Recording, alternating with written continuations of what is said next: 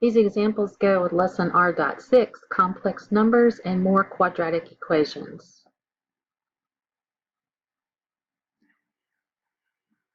Example 1, solve the equation 2c squared plus 80 is equal to 0.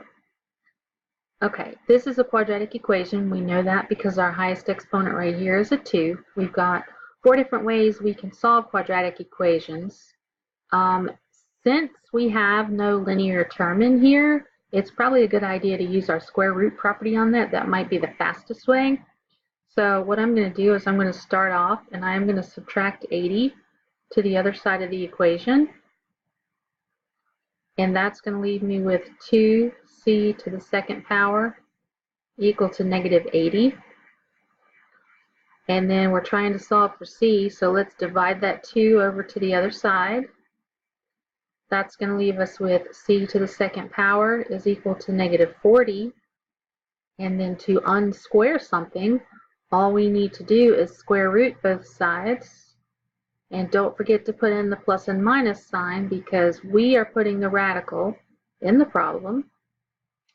Over here on the left, the square root sign and the power will cancel. We're left with c. Over here on the right, I do have a negative underneath the radical, and that can be translated as an I. And then 40 actually has a perfect square in there of 4. This can be written as 4 times 10. So the last thing I want to do is I know the square root of 4.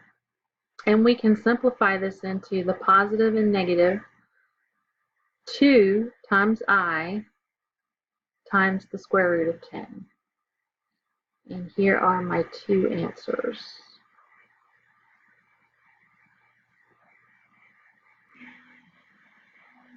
Example 2, solve the equation 5/12 x squared minus 1/2 x plus 1/4 is equal to 0. I think the first thing we would like to do is to clear out all of our fractions in here. So let's come up with something that 12, 2, and 4 can go into.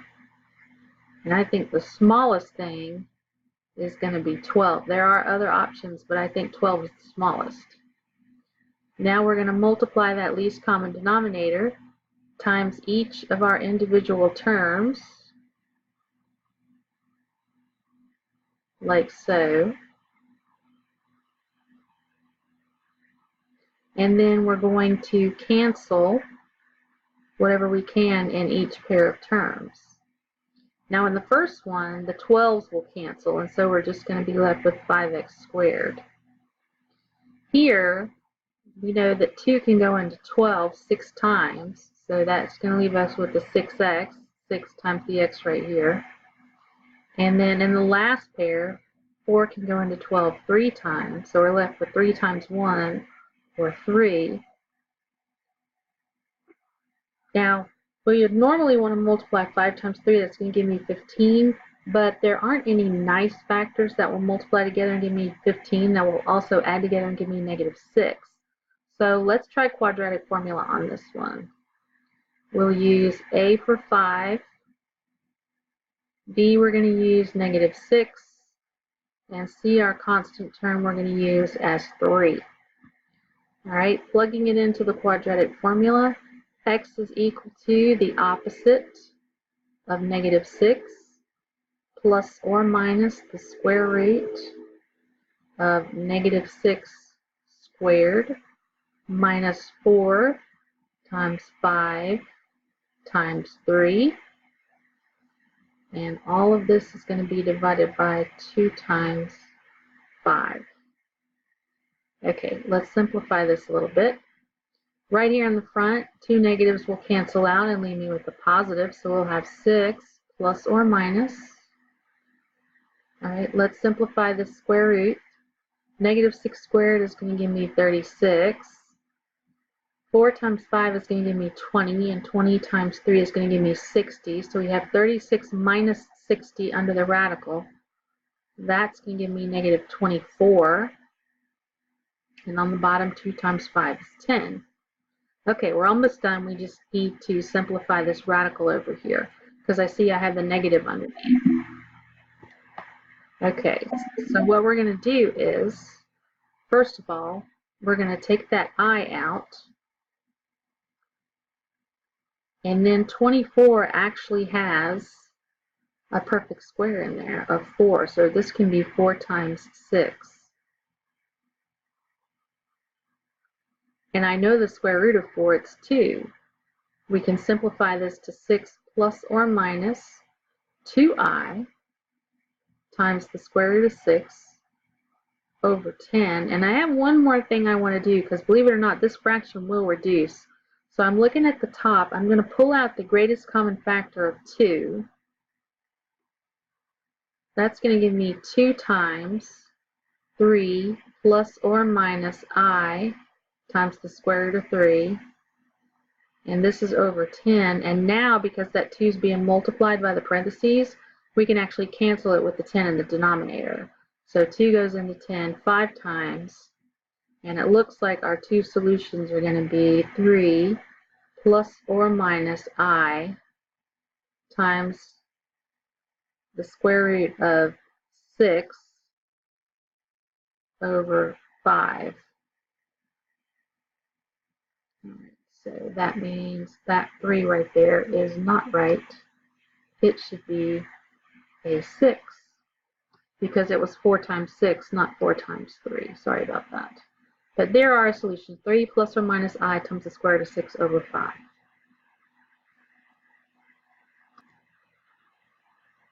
Example 3, solve the equation, the quantity x squared minus 6 squared plus 33 times the quantity x squared minus 6 plus 62 is equal to 0 using substitution. Okay, so the whole idea behind substitution is this equation is not quadratic, because we have an x squared term right here, but it's being squared, which means this is going to be to the 4th power. And so what we would like to do is we would like to simplify this equation a little bit so that it looks like a quadratic equation, because we know how to factor those. And we do this through substitution. Now, normally what we want to do is we're going to take a look at what it is that's being raised to the 2nd power and to the 1st power, because our quadratics normally go something raised to the 2nd power plus something else raised to the 1st power plus some sort of a constant back here. And there may be a number being multiplied by this, or there may not be. But either way, there's going to be something raised to the 2nd power and something raised to the 1st power. And it turns out in our equation, that particular something is actually the entire set of parentheses here. So what I'm going to do is I'm going to pick my favorite letter of the alphabet, whatever it happens to be, but I don't want to choose X because X is in my original problem, so I'm going to choose anything but X. All right, so we'll choose something like R. And we will let R represent the quantity that's in parentheses there, the whole x squared minus 6. Then I'm going to rewrite the equation with no more x squared minus 6's in there. I'm going to put R in place of every x squared minus 6 that I have. So that means we're going to take all of this out right here. We're going to put R in its place, and it's going to be squared, like so. Plus 33, but not the x squared minus 6. Remember, we're taking all of those out. So I'm taking this whole thing out, and I'm putting an R in its place. And then plus 62. And we don't have to do anything to this one because there's no x squared minus 6's attached to it. So it just gets to stay a plus 62. Okay, now this problem is quadratic because the highest exponent is 2. And we can actually do something with this. As a matter of fact, this one will factor. We would be trying to find numbers that will multiply and give me 62, but they have to add together and give me 33. Now, the quadratic formula will work, or we could do completing the square on this. That will work also. But I'm going to factor this one because it's a little bit quicker. And it turns out we're looking at positive 2 and positive 31. Because 31 times 2 is 62, and 31 plus 2 is going to give me that 33. Applying our zero product property, if we're multiplying two things together, one of them had to be 0. if r plus 2 is equal to 0, then r has to be equal to -2. Or if r plus 31 is equal to 0, then r has to be equal to -31. Okay, so we're not done because my problem asked me to solve for x. It did not ask me to solve for r. And so what we're going to have to do now is resubstitute.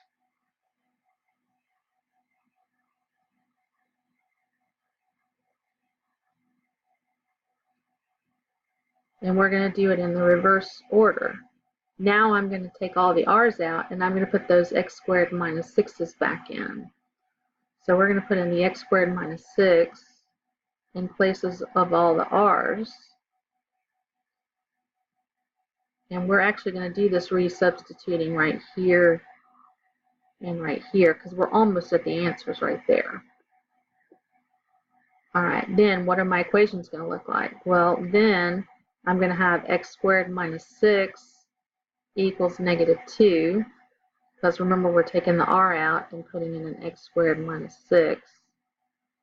Or I'm going to have an x squared minus 6 equal to -31, and again we're taking the r out and we're going to put the x squared minus 6 back in. And now I want to solve these two equations. Well, if we add the 6 over here, we'll have x squared equal to 4, and then when we square root both sides, and don't forget the plus minus, we'll find out that x could be positive or -2. They're going to cancel. On the other side over here, when we add that 6, we are going to have x squared is equal to -25. And when I square root both sides here, and again we want to have positive or negative, the radicals are going to cancel. We're going to be left with x. We do want to bring that I out, and 25 is a perfect square. Actually, 5 times 5 is 25, so we want positive or -5i. So I actually have 4 answers here, plus or minus 2 and plus or minus 5i.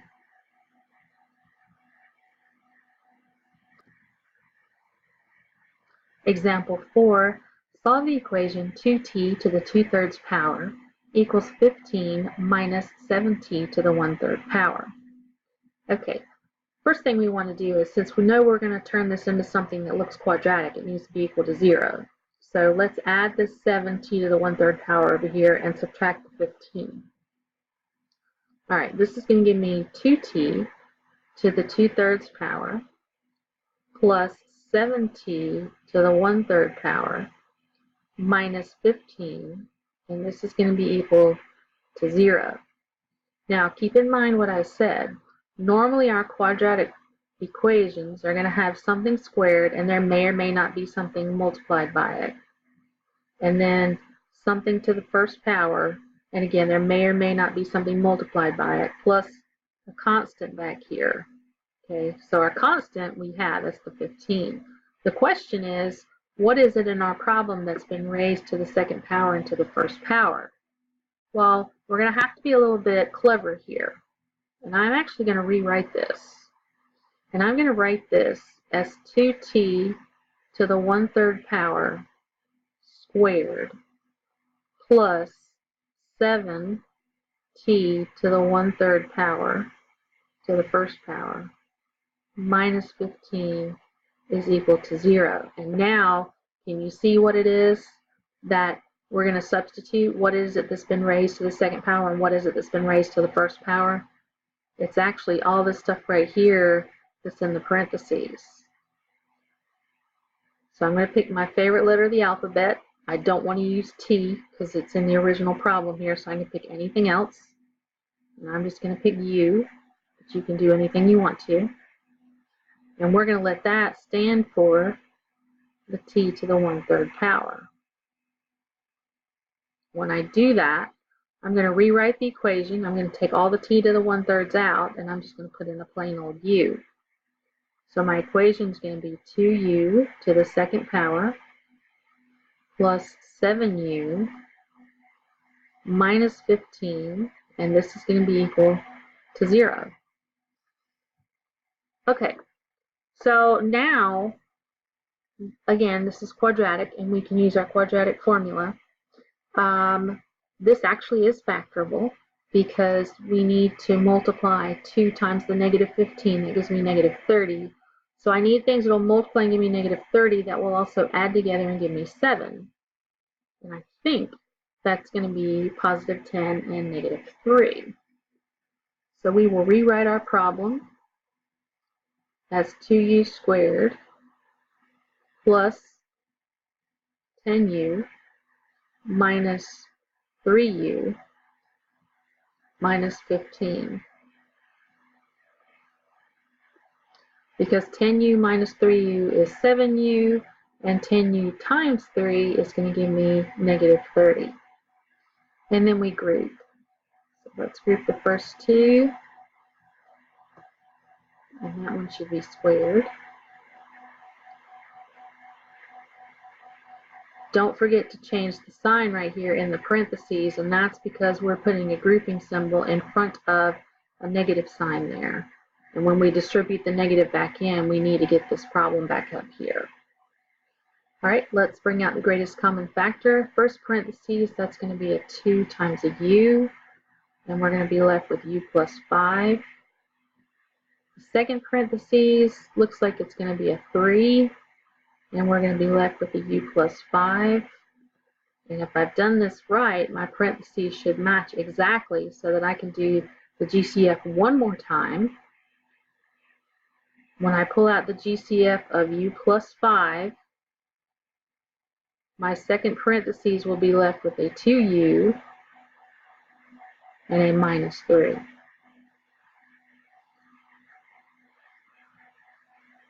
Okay, so we're multiplying two things together. The answer is 0. One of them had to be 0. If u plus 5 is equal to 0, that means that u is going to be equal to negative 5. If 2u minus 3 is equal to 0, that means that 2u is going to be equal to 3. And so u is going to be equal to 3/2. But we weren't trying to solve for u, we were trying to solve for t. And so now we have to resubstitute.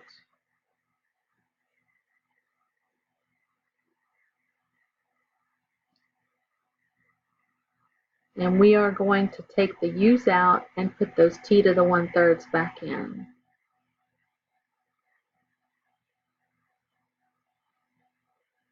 And remember, this substitution is going to go right here and right here. So my equations will be t to the 1/3 equals negative 5, or t to the 1/3 equals 3/2. Okay, now if I put this in its radical form, what I really have is the cube root of t is equal to negative 5, or the cube root of t is equal to 3/2. And if I want to solve this, the way I can uncube root something is to raise both sides to the 3rd power. So we're going to take the cube root of t cubed equals negative 5 cubed. And then the radical and the power will cancel. We're left with t, and negative 5 times negative 5 times negative 5 is going to give me negative 125.